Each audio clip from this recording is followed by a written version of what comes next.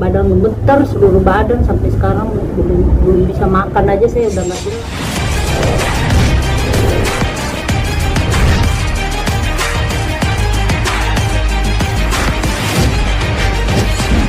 Awalnya tuh waktu Iqbal kuliah saya selalu teriak-teriak kalau dengar dia ikut.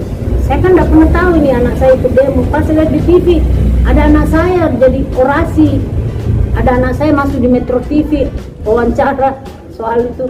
Saya nggak, Iqbal tuh nggak berani, memang dia tahu saya ini orangnya pasti akan melarang dia kalau untuk hal karena itu kan membahayakan ya. Jadi dia tidak pernah bercerita, tapi saya pas tahu tuh kalau lihat di berita, loh kok ini Iqbal ada orasi lagi lagi demo tuh, terus jadi narasumber ini apa. Jadi saya baru tahu gitu, jadi saya selalu larang, Bal, jangan nak ya, kamu nggak usah pergi demo-demo gitu, itu kan kamu begini.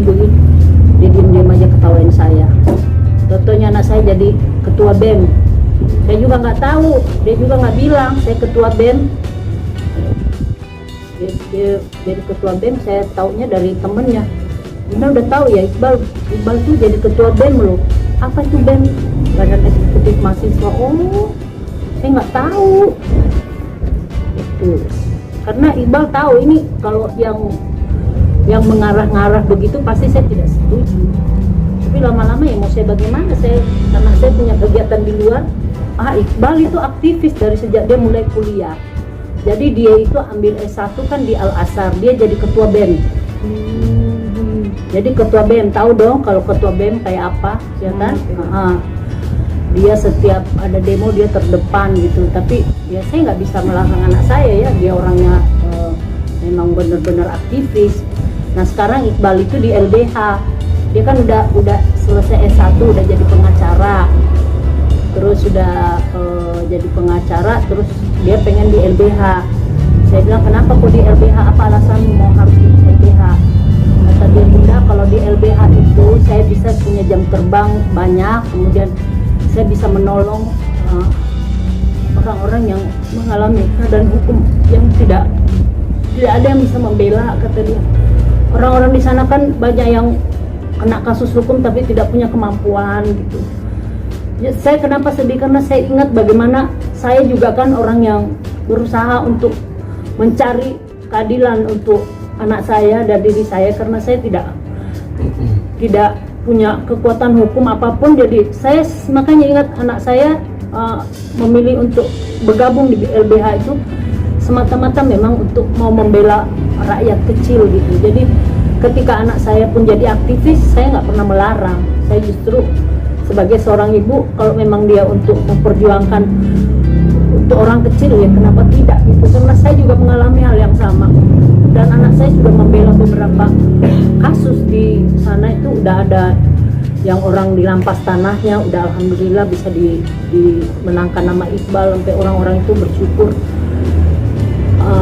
Ada beberapa kasus sudah ditangani sama Iqbal dan semuanya sudah menang gitu. Jadi makanya anak saya mau benar-benar mendedikasikan dirinya ke LBH seperti itu.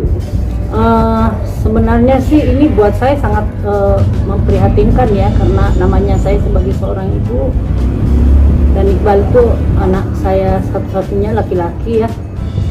Kemudian saya dengar dia ditahan, itu badan saya lemes, saya kayak udah deh rasanya seperti nggak karu-karuan gitu. Terus saya coba cari tahu, belum sampai detik ini saya belum tahu keberadaan anak saya ada di mana, keadaannya bagaimana. Tapi semalam saya sempat ditelepon oleh Iqbal dan dia menyampaikan bahwa dia sekarang ada di Polda, persisnya di mana dia nggak bilang. Terus dia bilang, saya bilang, kamu gimana nak bebek, apamu yang kena, katanya kamu patah di hidung ya. Dia bilang iya, tapi nggak apa-apa Bunda, saya kan laki-laki katanya.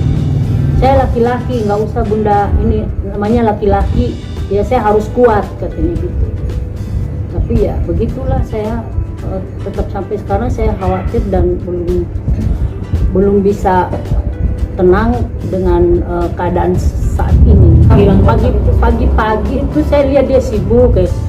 Terus dia bilang gini sama saya, Bunda, hari ini Bunda jangan keluar ya, kenapa nak? Pokoknya bunda jangan keluar, ada demo besar-besaran. Terus saya bilang, oh kamu ikut demo? Dia bilang iya. Ya udah saya ikut, saya bilang gitu, saya mau ikut. Jangan, nggak bisa bunda, nggak boleh ikut, bunda di rumah aja. Enggak Iqbal, aku mau ikut, mau nonton. Jangan, ini demonya keras-keras, sangat keras katanya. Terus teman saya nelpon, kata Iqbal, udah sana bunda, nggak usah ikut saya ya, pergi sama teman-temannya gitu. Nah siang-siang saya dapat telepon dari adik saya, itu jam 3 ya, jam 3 sore gitu. Tapi saya memang waktu siang itu saya telepon, tapi teleponnya Iqbal itu tidak diangkat gitu. Jadi saya nggak pernah pikir bahwa anak saya akan ketangkep. Terus ketika sore adik saya ngasih tahu bahwa Iqbalnya ketangkep, itu saya baru sadar, oh iya ya, anak saya memang ikut demo gitu. Iqbal nggak, justru Iqbal tuh yang membela temennya kemarin waktu demo berapa tahun yang lalu tuh ada yang korban kan, itu Iqbal yang bela supaya dikasih ganti rugi gitu. Masalah ditangkap belum pernah, baru kali ini dia ketangkep. Teman-temannya sudah bergerilya semua cari tahu Iqbal berada di mana, tapi sampai sekarang mereka masih belum dapat kabar.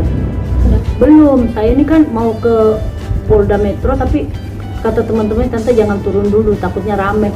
Jadi di sini rame kan, saya bilang wartawan itu menghindari. Iya, saya menghindari di Polda supaya nggak rame. Kalian kan datang ke sini, iya kan?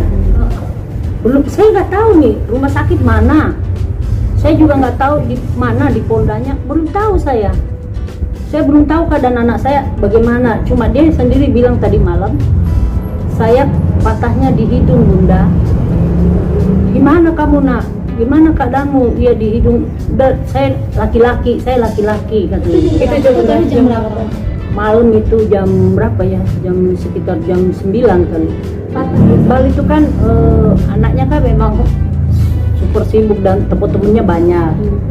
Jadi kalau tiap hari dia itu dijemput temennya, pergi sama temennya, terus mereka rapat. Dia biasa Iqbal WA ke saya kirim. Jadi kegiatannya dia memang kegiatan ya hal-hal yang seperti itulah. Udah, Iqbal tuh cuma bilang, bunda kalau pergi kan doain saya bunda ya, saya mau pergi gitu. Pokoknya kalau keluar rumah doain saya bunda ya gitu, selalu minta didoain gitu anak saya itu.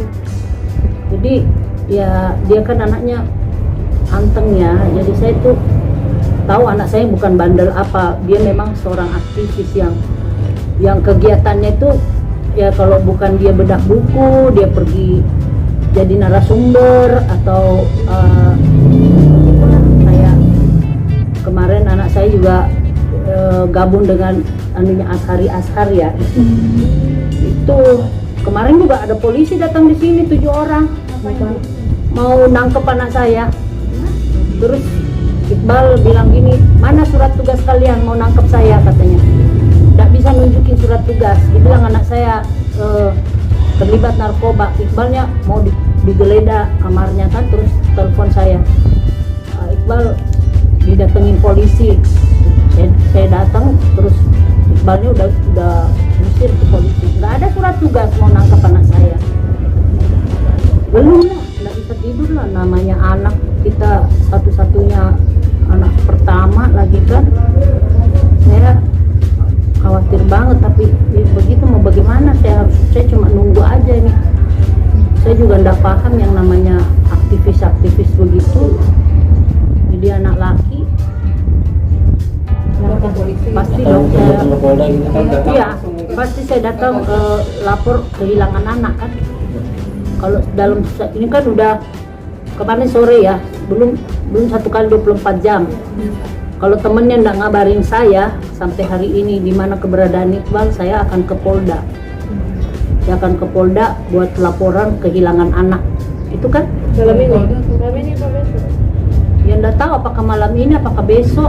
Saya tunggu aja ini. Saya pokoknya kejadiannya kan saya baru tahu jam antara jam 3 jam 4. Kalau sudah 1 kali 24 jam anak saya nggak ada kabar, saya akan untuk buat laporan.